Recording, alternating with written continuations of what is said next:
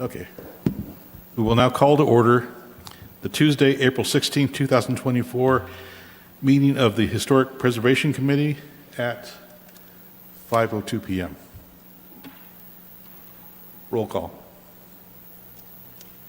Committee Member Mead?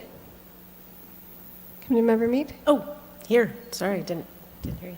Committee Member,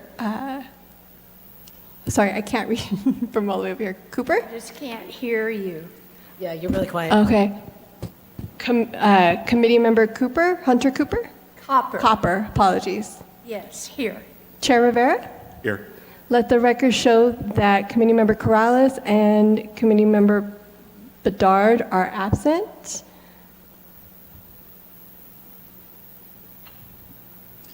Very good. Confirmation of agenda? There are no changes to the agenda. Excellent. Approval of minutes for Historic Preservation Committee meeting, or not. Could you, My screen jumped. huh? My screen jumped. Oh, it's October 17, 2023 was the last meeting. All right.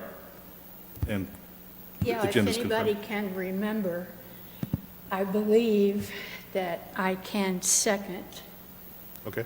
Is there a third? the approval. Can we speak closer to the mics? I'm sorry, because I can't really hear you. I second the approval. Okay, so we'll start the vote. Roll call. Roll call. Roll call. Okay, Committee Member Mead?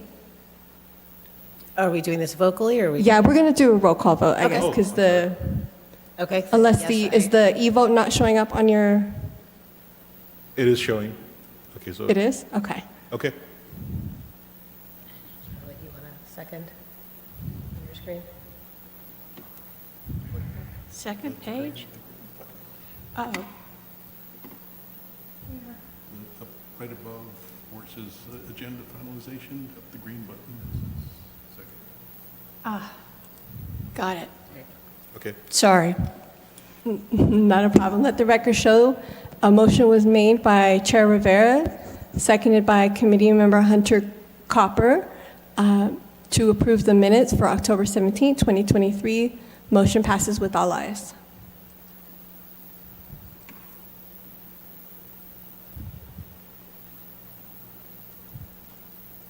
Okay. Move on to public comments. Members of the public may address the committee on any matter not listed on the agenda. Please complete a request to speak form and limit your comments to 3 minutes. When you are called to speak, please come forward and state your name and city of residence for the record. In response to Government Code Section 54954.2, members of the committee may only, 1, respond briefly to statements made or questions posed by the public. 2, ask a question for clarification. 3, make a brief report his or her own activities. 4, provide back to the commission a subsequent meeting concerning any matter raised by the public. 6, direct staff to place a matter of business on a future agenda unless otherwise authorized by the commission. Public committees shall be limited to, public comments shall be limited to 3 minutes. We do have a request to speak, Chair, Eric Knox, or I'm sorry, yeah, Ari Knox. And please state your name again and city of residence. Hi, my name's Ari Knox. I'm a resident of Cathedral City.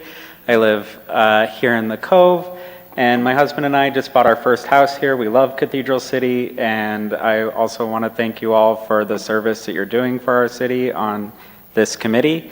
I just wanted to speak because I was looking through the agenda packet and I saw the report on a lot of sites of historic interest architecturally, and I just wanted to speak in favor of preservation of these beautiful buildings. I noticed a lot of them are in the Cove, and I hope that you will do whatever it is that you can to preserve these buildings, and I wanted to encourage this body, or whatever the appropriate body is, to maybe take that a step further and create a historic district in the Lower Cove.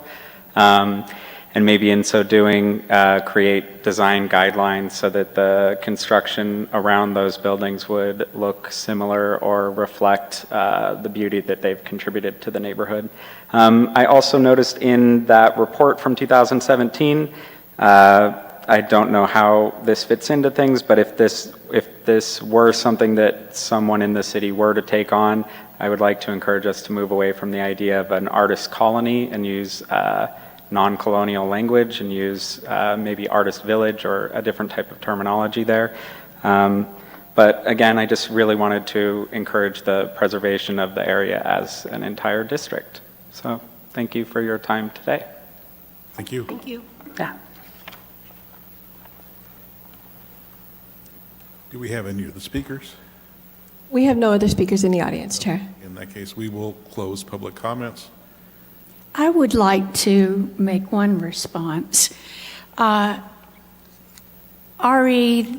Historic districts or historic structures, at this point, it's up to the individual or group of individuals to apply for it.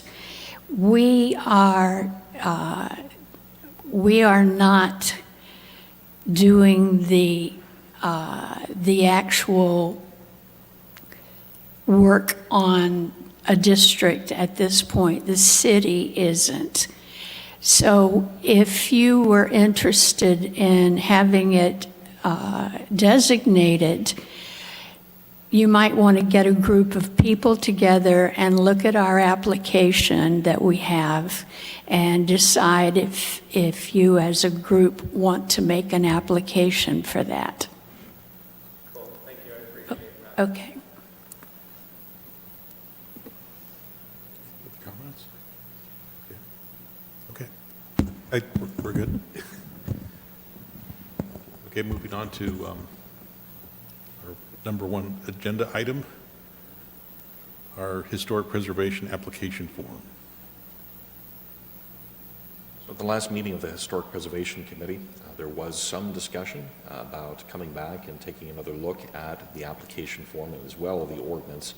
So this evening we have prepared an agenda for the committee's discussion that includes both the application form and the item immediately after this, the ordinance itself. We haven't prepared much in the way of a staff report. I think it was staff's intent here really to tee this up for the committee's discussion. We are here as staff ready to receive feedback from the committee, and if there are changes or modifications that we need to look at with respect to the application form, or if there are changes that we should consider to the ordinance, that's work that staff can take under advisement, and we can bring this back for further discussion at your next meeting. We weren't looking for conclusive action tonight, but rather to stimulate some discussion, and we can respond to the consensus of the committee based on what steps you would like to take from here. So with that, I'll turn this over to the committee and enable your discussion.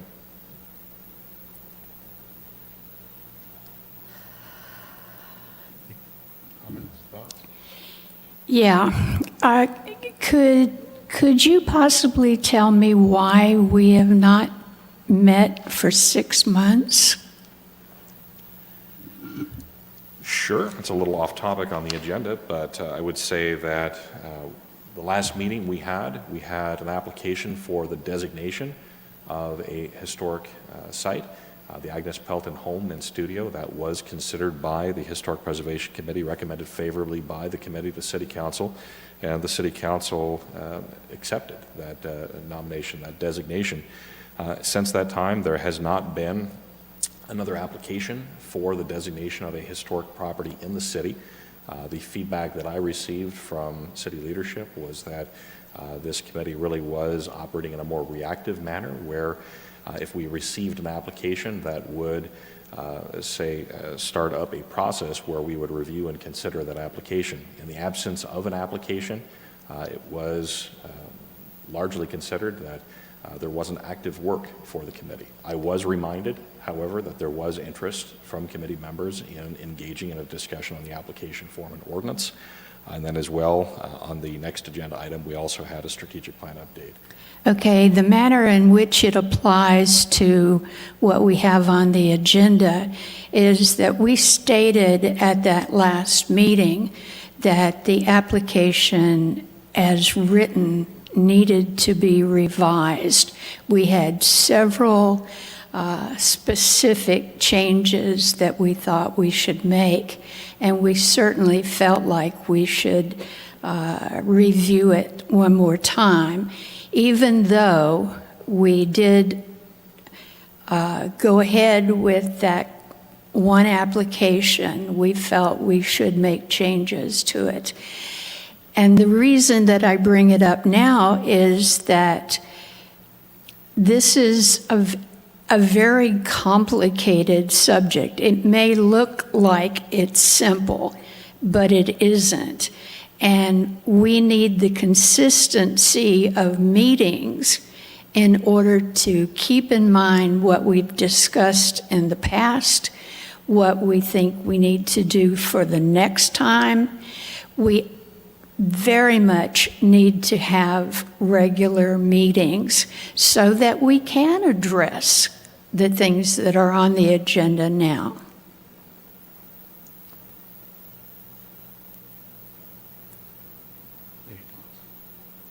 I mean, do we want to get into the actual review of the, I know you guys both had things. I mean, I have some small things, but I was going to kind of defer to you a little bit. Okay. Well, okay, so my thoughts are this. I always kind of want to keep moving forward and not undo work that's been done. So the application that we're looking at, my thought about this was that we treat this as a preliminary application, basically to discuss with the applicant what their goals are, what they would like to achieve, and ask any questions of specific steps to move forward, in that we as a committee could then respond and provide some guidance that might help make the process a little more streamlined and take some of the weight off of staff.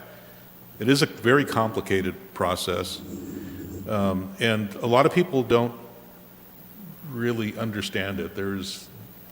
I don't know how we can change that, do some type of outreach or education. I mean, those are always the things the suggestions that people generally make, but how to make it happen, that's challenging. So I didn't, and I mentioned making this as a preliminary application, retaining this as a preliminary application, that we could take as a model the Department of Interior guidelines and maybe tailor it and simplify it a little bit to better suit our city. That would be my suggestion. And also from this interaction in a preliminary level with the applicants, we could provide some guidance on how to navigate that deeper, so that the actual formal application, so that there is a clarification of what the expectation is on our committee's part and the city's part for the types of documents and the formatting, the content and formatting of that application. We'd also discussed having a list of environmental groups or historic preservation groups or archaeologists that we could offer an applicant so that they would have some idea of who to go to. The State Historic Preservation Office has a list of companies that have been vetted to do the kind of work that would be necessary for an application. I just wanted to make a couple comments based on the procedure and the first applicant that we had.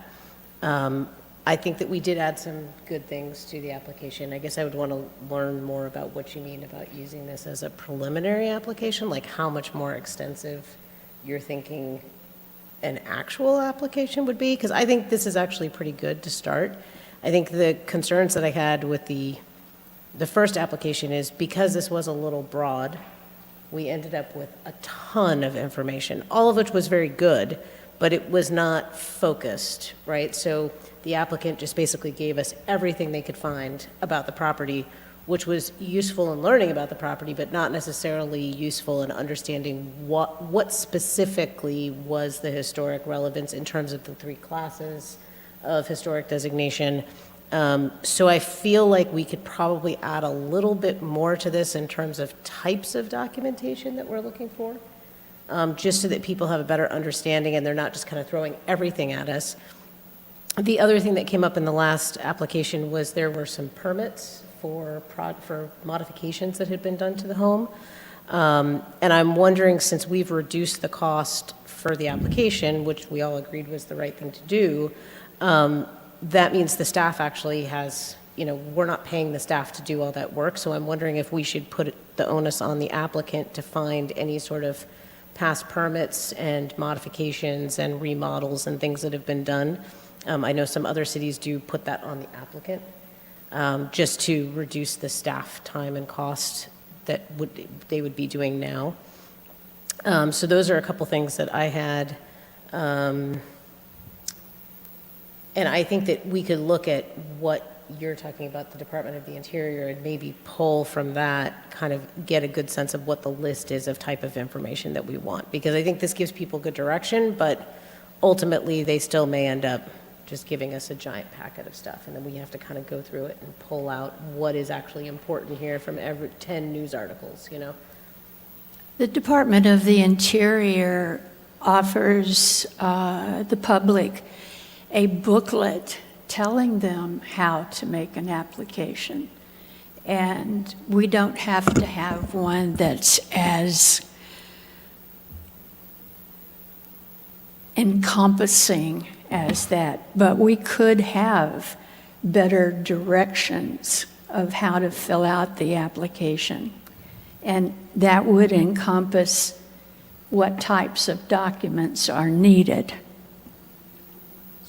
So to clarify a little bit, or add a little more information to what I was saying, the portions of the Department of Interior application that I would like to see incorporated into our, what I'm calling the formal application, is there are some attachments that you can provide depending on the nature of your application and what your intent is. So a historic site can be by architecture, it could be by the builder, it could be nothing to do about the building itself, but maybe a historic event that occurred at the site, or there are attachments within the Department of Interior's applications for historic objects. Could be a variety of things. It could be artwork that was created there, or a historic tree. I'm just throwing out examples. There are a variety of ways to apply for a historic designation. Yes. And the Department of Interior application, it has some of those pull-out sheets. I'm going to just pull a number out of air because I don't know, out of thin air. I think there are maybe a total of somewhere in the neighborhood of about 20 or so different sheets that, and you don't need all of them. You just need to pull out the ones that you need. Right. And include those with the application. I think, though, if we want to do that, it kind of dovetails into the second agenda item, which I'm not suggesting we skip to that, but there are currently 3 classes defined. Yes. Right, in our municipal code. And I don't know that it's clear, like, let's say someone did have a historic tree. I went to a college that was built in 1865, and we did have historic trees. It's not clear to me that someone would know, looking at these 3 classes, that they want it right. So I think that's something we can talk about when we get to that, is how do we actually make these classes more explicit to people so that they understand. It doesn't necessarily have to be a structure, right? It could be, like you said, a spot where, something. Or George Washington slept here. Right, exactly, exactly.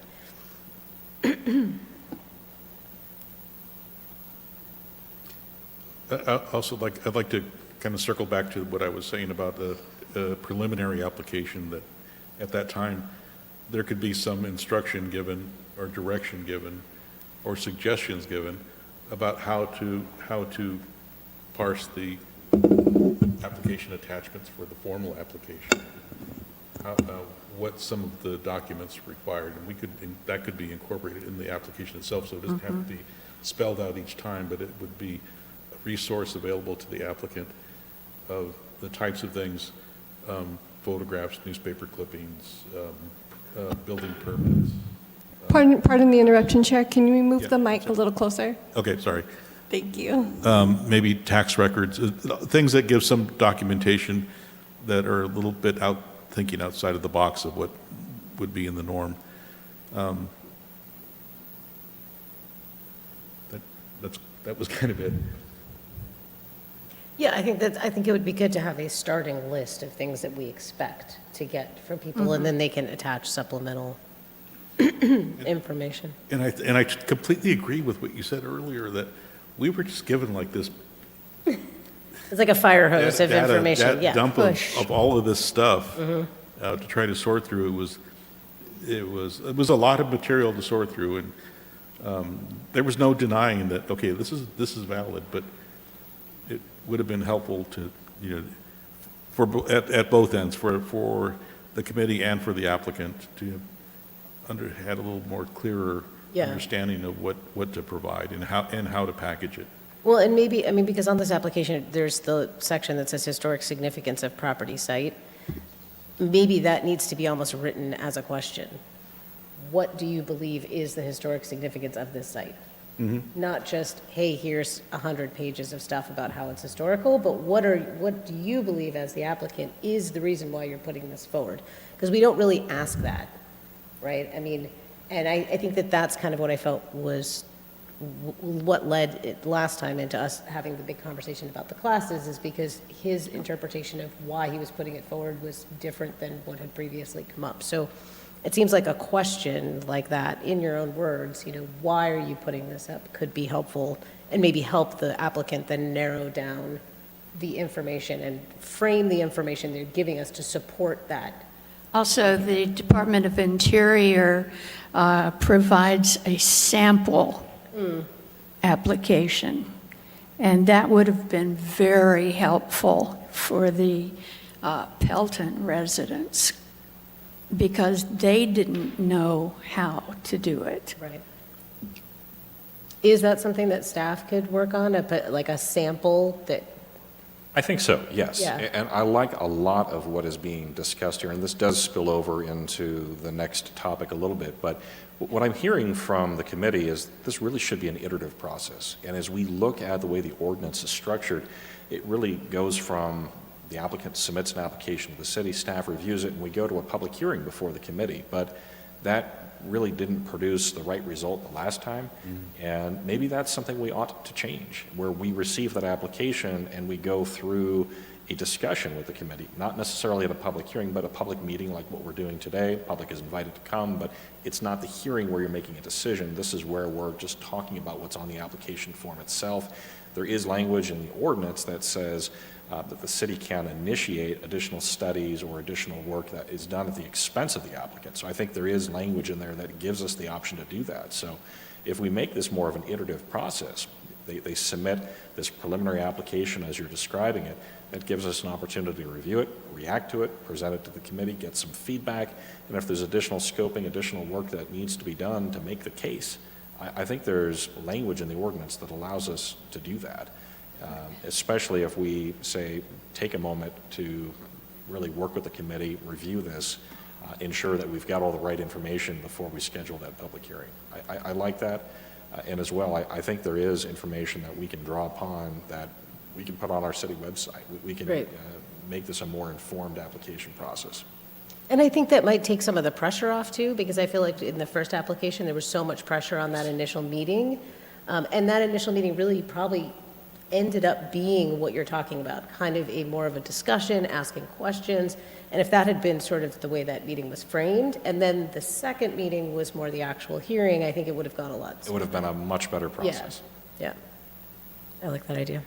To be honest, so there's a lot of experience to bring to the table with our committee. But speaking for myself, I've never been a part of setting up the infrastructure to facilitate an application. This was kind of, breaking new grounds. The only thing I really had to draw from was some experience with historic applications, but largely having gone through submitting projects to various cities and agencies through a planning department. And I think we could look at some very close comparisons of how a planning application is put together and the types of, the information that's required for a developer or an individual to submit their project for approval by the city. Something at that level of detail and intricacy. Yeah, I think there's something we can do there. And I'm going to point out our newest planner, Cynthia Schultz, at this point. We do have more staff than we did the last time. Mm-hmm. We have a staff member now who has experience with historic preservation in another state, but some more experience. And this is more depth than what we had previously, and she is going to be a complement to the committee working with us moving forward on this. So, Good. Well, in fairness to everyone, there was a lot of start and stop, and then once we kind of got some early momentum going, then COVID kind of jumped in and put a halt on everything for us. And also there's a lot that people don't understand. People keep asking me what's going to be the next one. What does the city plan for historic designations? Is the city looking at this designation, or is the city looking at that one, or is the city considering this? And we're not set up that way. We're really set up for individuals, property owners, to come forward and submit applications, not so much a city that is proactive of making designations. I think that's a misconception that most people, how they see our committee. Don't know how to change that. I was going to just ask, it's not specifically related to this agenda item, but we have two other items on this agenda, and it seems to me that number 2 is really almost a meeting unto itself. I'm wary that we're not going to, that this is too much to have on one agenda personally.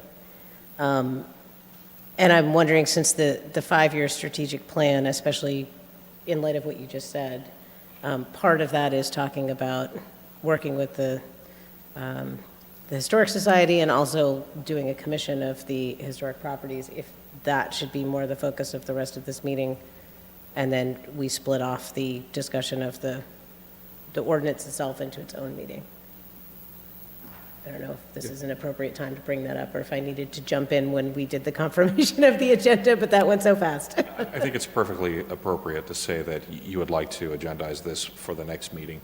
And if there are specific areas in the ordinance, and again, keep in mind, I didn't start with the city until September. I wasn't privy to all of the prior discussions. If there are particular areas of concern, let me know, and I can start to put that into the staff report and perhaps frame this a little bit differently than I did for this evening. But if that is the prerogative of the committee, we can schedule this again for the meeting in May. I mean, what do you guys think? Oh, I agree totally. Absolutely. We have a consensus? Okay, let's take a roll call vote to motion a continuing item number 2 on the agenda to the next available meeting. Okay. Committee Member Mead? Yes? Chair Rivera? Yes. Yes. Chair, okay, Hunter Cooper. So we have all ayes to agendize, continue item number 2, Historic Preservation Ordinance, to the next available meeting in May, which I apologize, I don't have the date for that off the top of my head. But it'll be moved to the next available meeting. Great. Okay, so we're skipping over Skipping over 2 and going to 2, 3. number 3. So we'll move on to item number 3, Cathedral City 5-year strategic plan updates. Recommendation, no formal actions requested. This item is presented for discussion and initial feedback. Thank you for that. And really, this is intended to agendize future agendas. So your discussion tonight really is helping staff understand where you would like to take these particular actions from the council strategic plan, what work you would like to see come from city staff to help build this out a little bit more so that we can work with city council to implement these 2 particular action items. So this goes back to the council adopted strategic plan 2023. I would say that overall that strategic plan was a resounding success. There was a lot of work done at all levels to implement that strategic plan. The tropical storm did hinder our ability in some spaces, but overall I would say that our work to develop and implement a strategic plan was a success over the course of its first year. The council met in January 2024 to review their goal accomplishments for that prior year and to discuss their priorities for the upcoming year, to make modifications or changes as necessary. That strategic plan was updated and adopted by City Council in February 2024. The complete strategic plan document is attached to your packet. There are 2 actions contained in the updated strategic plan that are directed more to the work of the Historic Preservation Committee. They were not spelled out in detail in the strategic plan, and I think that again is where some of the discussion with the committee is important. But the first is Action D9, to work with the Historic Preservation Society to digitize and preserve historic photos and documents, and D10, commission a survey of historic properties. And for reference, I also attached the previous study. This was the Historic Resource Context study that was done in 2017 that may inform a future study. So the timing of these 2 action items is important. The first item that I mentioned, the coordination with the Historic Preservation Society, that is more near term. The goal of City Council is to make some progress on that this calendar year before the next report out on the strategic plan. And then the survey of historic properties, that is an item that likely will require a budget allocation. Currently, there is no budget allocation for that, but as we enter the next biennial budget, this may be something that we can target, a budget line item that we could look to get some resources to fund. In the meantime, though, I think there's still opportunity for us to discuss what that scope of work looks like and how we might use that prior 2017 study to inform what this looks like. And to some of the discussion we've had today, yes, right now we're set up to be reactionary, but I think as we commission a survey of neighborhoods and properties in the city, we're going to learn a lot more about other potential candidates for historic preservation. So that is something to think about. With that, I'll turn this over to the committee and just look for feedback, guidance, anything that you'd like to offer on these topics tonight.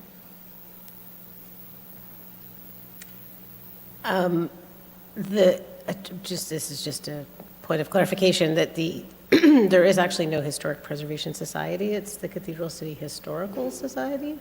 So I just thought that should probably be clarified. And then so I have a couple questions. I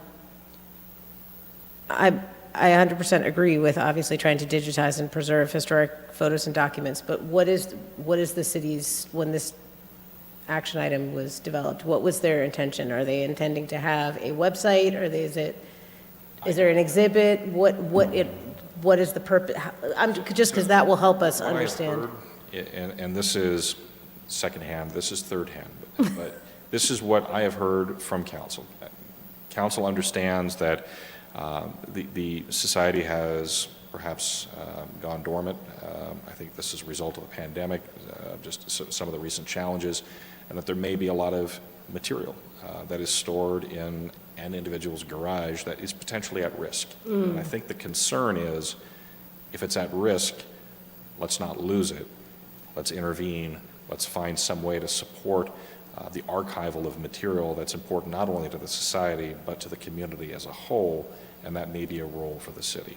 We don't have a budget. We don't have a lot of resources for this, but If the committee is aware of this issue or concern, if you have additional knowledge or information, I think that would be a good discussion point for tonight. If not, then I think as staff, we're going to work to try to fill in some of these gaps ourselves, come back, bring this back for further discussion. But I think we're working to understand the scope of the issue or the challenge, and really the intersection of its importance with the committee and what role the committee would like to have in working to meet and attain this council-directed goal.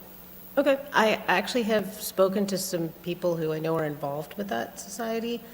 I want to say it's been at least 6 months since I've spoken to them, though, so I don't know what the current status is. I know they do have a website that does have a lot of information on it and a lot of old photographs, and I believe that there are lots of resources that they have. I'm happy to reach out to the person who I was speaking to before and just see kind of what the status is. I know they were trying to bring in more people, to get more people involved, especially younger people, so I'm happy to reach out and just at least make a connection and see, if we can start working with them a little bit more closely, That would be much appreciated. Thank you. see what the status is. Yeah, on page 23 of the packet, it says Action D-9, work with the Historic Preservation Society. That should be the Historical Society or the Cathedral City Historical Society. And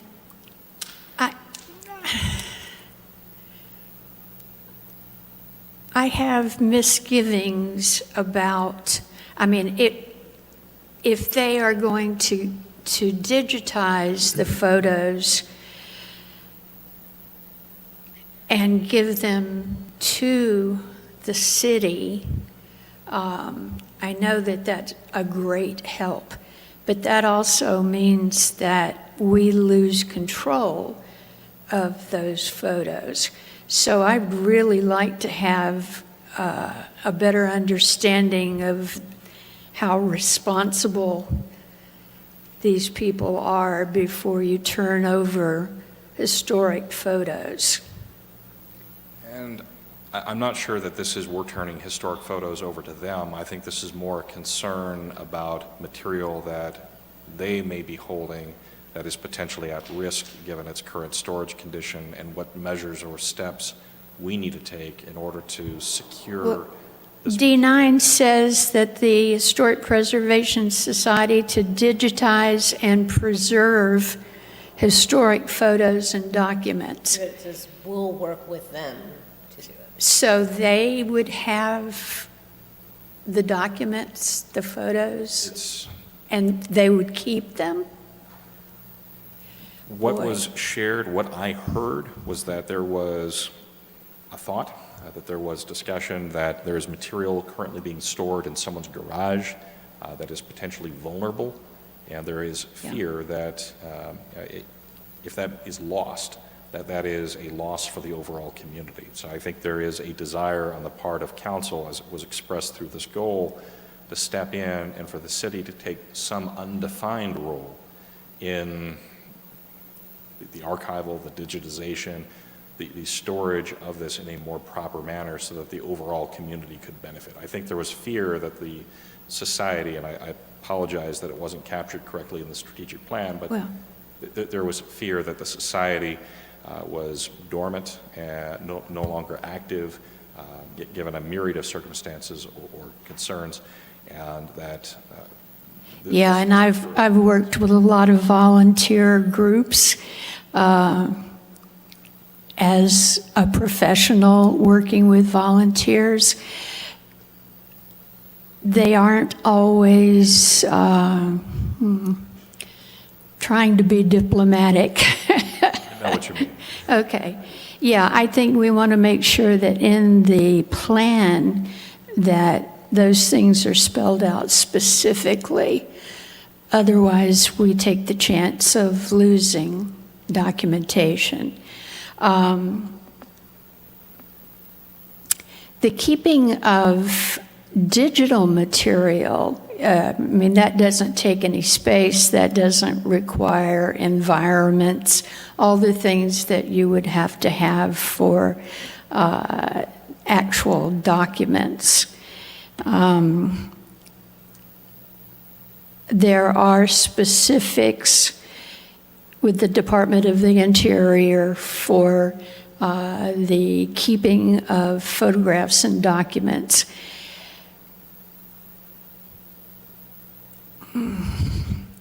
It's not that difficult. I mean, there's acid-free containers for putting such things in, and I'm not thinking that we're going to have 10,000. But if we're talking about a small amount, there are Department of the Interior directions for museum collections, which is not necessarily artifacts, but for the collection of digitized documents and photographs, which we can borrow from. And while there is a small amount, we might want to be the ones, well, the city may want to be responsible for them. Yeah, I think we just need to be cognizant of the fact that they're an independent organization, and we certainly don't want to be perceived as coming in and taking things that, I'm sure some of them are personal documents that people have. I'm sure some of them, have been shared with them, given to them. So I think it if we can have a good working relationship with them to identify what they have, if Yeah, they and if need it our help or belong- they would like our help, and maybe there are certain things that they would prefer that the city hold on to, but I think we want to make sure that we're not. Oh, we wouldn't, no, Coming in and I'm not saying, talking "This is about taking anything Yeah, yeah. away from the Historical Society. If it belongs to them, then they would be giving us digitized copy of what they have. If there was something that came into the committee or to the city council, then we would be responsible for it. Yeah. So How- just how a is- How thought is that the I might. digitizing process being facilitated? Is that something that this group or this individual is going to be doing and then offering to share digital copies with the city? Or is there an expectation that the city will be responsible for digitization of?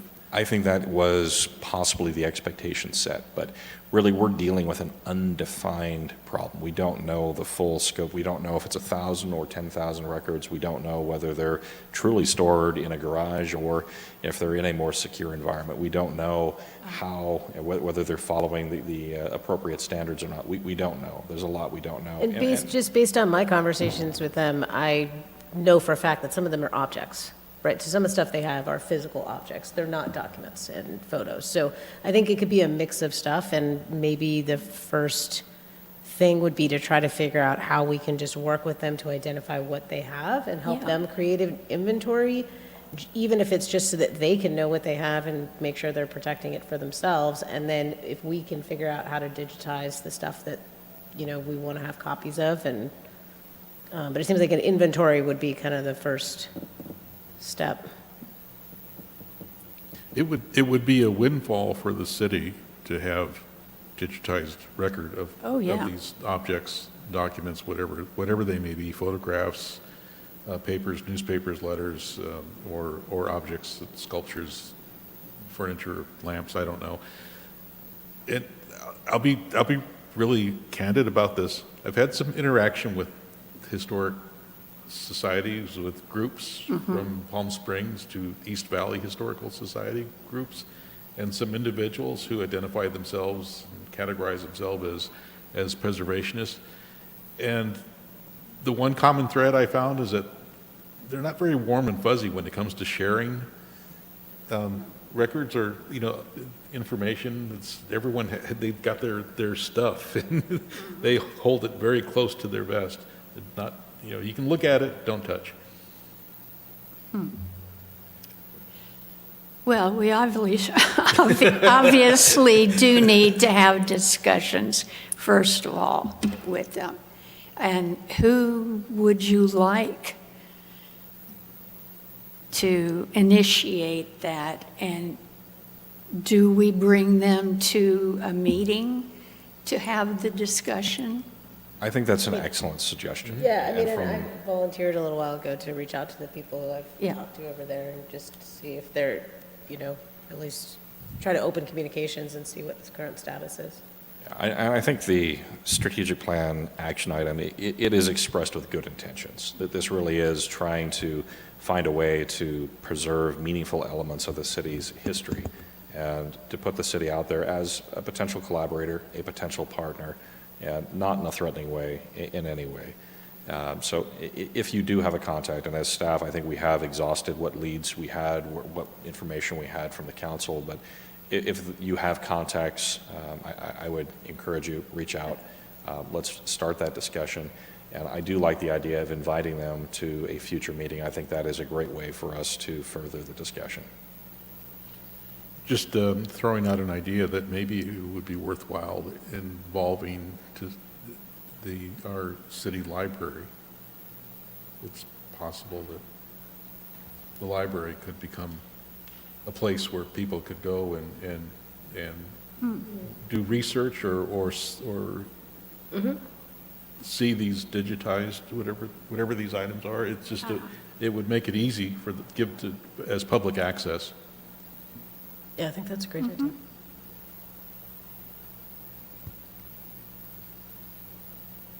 And then on action D10, commission a survey of historic properties. Is the city contemplating paying for that, a survey? Yes. Ooh, that would be wonderful. We do not currently have a budget for that. I would To get think into not. the It's a next- very expensive process. Yes, it is. So we'll need to get into the next biennial budget to allocate resources for that survey. We'll also be looking for any grant funding that might come open before then to see if we might be able to put in for that. Is there any, do you know that, well, you weren't here and I wasn't here either, so neither of us were here in 2017, but do you know if there was any, or maybe you guys know, any outreach to the community to see if, because every time I talk to someone about being on this committee, people always go, oh, I had a friend, they lived in a house and it was this and it was owned by that. And it was, everyone has a story of some building, right? So I'm just wondering, is there any ability, or was it discussed as part of this action item, of doing some sort of outreach to the community? Obviously the survey kind of divided up different historical eras that the city, had, potentially has buildings that represent, and then there was also, I think, certain geographic areas, but certain neighborhoods were built at different times, and I think if we could do outreach within those neighborhoods to say, hey, these are the sort of architectural, he had mentioned historic districts. Usually when there's a historic district, it's because there are a similar architecture style, or they were all built by a similar architect, or they were all built in the same period. So being able to reach out to people who live in certain areas and say, these are the kind of things that we want to identify if you live in a home that fits this criteria, or of a historic home. I just think it would be a fun way to get the community involved and get people interested in what we're doing, rather than it being just hiring a company who goes out and tries to do things. I don't know what their process is, but it seems like potentially there would be things that are missed. There are companies who do practically nothing but this. And they also prepare applications. They generally follow the Department of the Interior rules and regs. And it is highly unlikely that they would recommend an historic district if it didn't meet the criteria. Oh, I wasn't suggesting that. I was saying, Yeah. he was talking about a historic district, and I was saying oftentimes when those are created, it's because there is a certain architectural style or something. So I was saying, if we broke up the city and looked at when neighborhoods were built and what styles they were built in, it could be a way to get the community involved. to say, hey, your neighborhood is a great representation of X style, you know, what buildings do you know if that meet those Ooh, that's criteria? complicated. I mean, it's not perfect, but Yeah. I'm just trying to think of a way to get the community involved so that people feel like they're part of the process. I know sometimes with historical preservation, there can feel like there's a top-down, like the city is trying to impose or force people to designate things historically. So I guess I'm just trying to ward off any potential feelings that if the city is hiring a company to go around and identify historic properties, that it could be seen as a potential negative.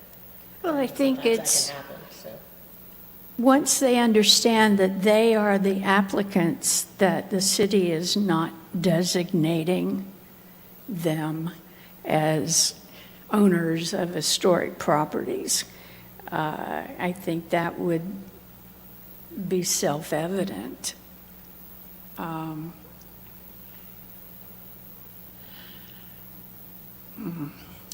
Well, I will share with everyone here, so having been a part of this from the beginning, when we were just a task force putting this together, this was initially a tough sell to city council. And so there is some verbiage in the city ordinance that basically ensures that the city, not the city nor any group would come in and impose a designation Right. on someone's property without their full consent. That really was that was a legitimate concern on city council. There were Yeah, and two, even though the ordinance specifically forbids that, I think it is important to get buy-in from people about why we want to identify historic properties. That it's not for any sort of ulterior motives, but that we really want to be able to capture the sense of the historic nature of the city. So I think that's what I was trying to get at, I guess. Plus, there are benefits to being designated an historic structure or district, tax-wise. And so it would certainly behoove us to let the public know that. I think we can address this kind of question when there is money to actually do a survey, because we need to know what's out there before we tell the public anything about it. We as individuals can't determine that an area is significant. There has to be a study that fulfills all of the application in order to determine significance. What I thought I heard you say, I may be wrong, was that we should notify the public that their area has significance. No, not legally or, I'm saying, we know that the Cove is one of the earliest neighborhoods that were built. We know there's a lot of buildings from the 30s and 40s. We know there were a lot of artists who lived there, right? So if we reached out to the Cove and said, if you think that there are buildings that should be on our historic survey, we'd love to hear about it. These are the kind of buildings that we know exist in your area, and you know what I'm saying? I'm not saying we designate anything. I'm trying to figure out a way just to get people involved, I guess, and so by giving them some things to look for of why they might think that their homes would be historic or their properties would be historic. Giving them suggestions, that's all I'm Yeah. saying. Okay.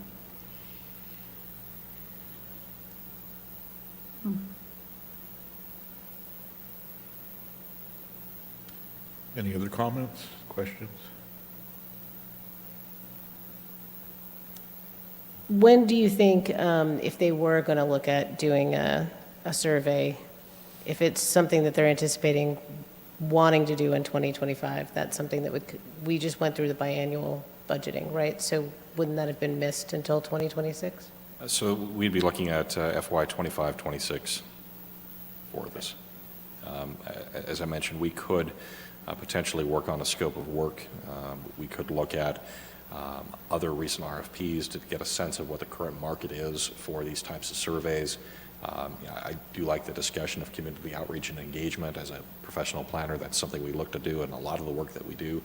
So, that could inform and guide that scope of work. So there's a lot of things that we can do before we release the RFP, really anticipating leading up to that. We need to identify a lot of this, even to build that budget. So I think there is work that we can do, I would say, later this year and early 2025 in anticipation of this survey. Do you think that they would be using the 2017 report as a starting point and I do. expanding from there? Yes. Do we have any sense of how long that took or what that cost? I can get the information. I don't know right now. Yeah, that was, I think that was all volunteers, and it was basically a survey, a drive-through survey from the dashboard of, yeah, I forget who the individual was, but yeah, it was put together very, It wouldn't meet the standards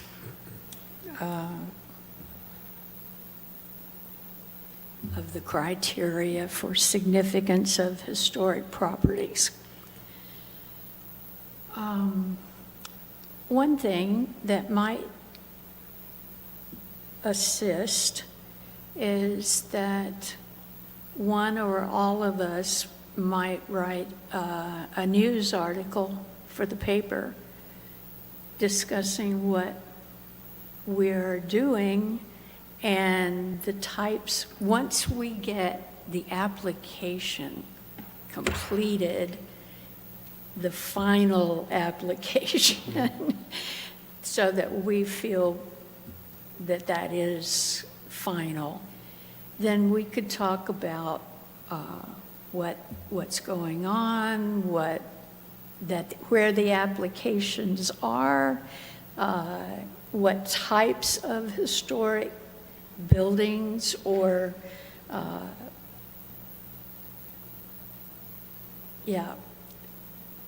the What whole. kinds of things could be Yeah, designated? and that would be something that would get passed around in the public and satisfy what you're looking for is, I think we would get some traction with that. Yeah, I think, not a bad idea.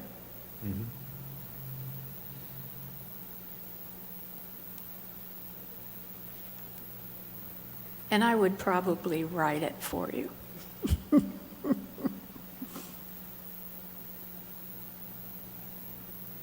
any other comments, questions?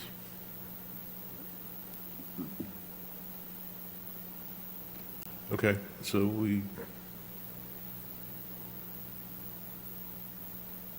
there's no formal action, so there's no vote. Right, there's no vote on this, but it sounds as if there is consensus to do some outreach with the society, that we'll look to calendar a future agenda item, depending on their availability to come in. We can have a discussion with them on what collaboration, what partnership might look like, work to understand the parameters of what the council put in their strategic plan action item. I think that would be a good next step on that, so we will calendar that for a future agenda item. And on the latter discussion, the survey, that will be something, it may not be on the next agenda itself, but that will be on future agendas. You know, I do actually have one final thought. Because there is some overlap between our community of Cathedral City and the Indians, you know, should there be some outreach on how we approach some of this, or included in this historic survey? Packet page 20 has acknowledgement of tribal authority, and it's well written. Tribal review of applications for historic designation reservation fee land, that they will be included or they will certainly have the information about anything that's happening on tribal trust land or allotted trust land. So it would go through their historic preservation officer, the tribal historic preservation officer, TIPO. Patty is no longer with the Agua Caliente. So our connection with her was a good one, but she has moved on. And I haven't contacted the new person, but maybe it would be a good idea to do that. I thought the city had a connection. We do, and we actually have a coordination meeting that may be coming up this week. So that is something that we can raise and see if there's a new point of contact. Generally speaking, they want to make the decisions about anything on their land. But they're very good at the historic preservation side of things. And I would trust their decisions.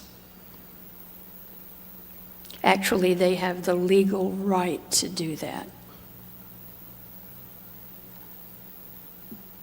Since it is a nation-to-nation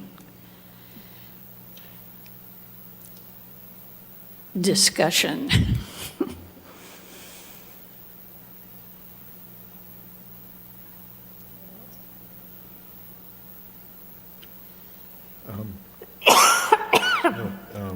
No, I don't have anything else. I don't have anything.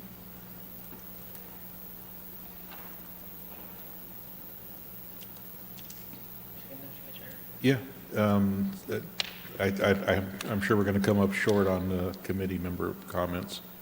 So we'll move right over to staff comments. None? Okay, is there a motion to adjourn? Okay. I'll second. Danielle moved to adjourn. I don't think you need to adjourn, I think you just close. So we're ready to adjourn Yes, at 6:04. thank you.